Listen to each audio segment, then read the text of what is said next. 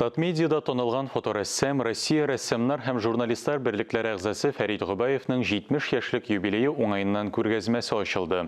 Татарстан тарихындагы сирәк кадрларны җыйган күргәзмә белән хәбәрчебез танышты. Ярты гасыр профессияда. Күргәзмәнең исеме нә шулай атала.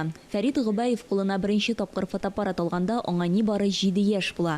Сабый чактан башланган кызыксыну аны Россия күләмендә дә танылган фоторәссам итеп таныта. Иҗади хезмәт чорында нинди генә мөхтәрәм шәхесләр белән очрашмаганда, нинди генә тарихи вакыйгаларның шаһиты булмаган. Барысы да фототарихка теркәлеп барган.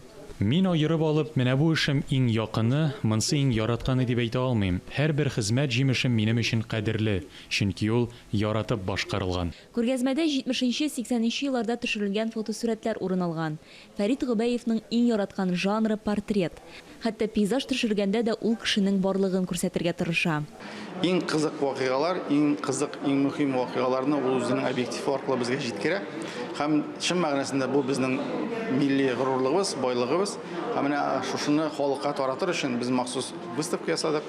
Алга таба да шәһәрнең башка урыннарына да моны халыкка күрсәтергә җыенабыз. Фәрит Гобаев бүгенгәчә Казан журналы һәм кайбер федераль газета журналлары өчен фотолар төшерә. Россия тарихының 100 елы фотосурәтләрдә проектында катнашуы белән ул аеруча горурлана.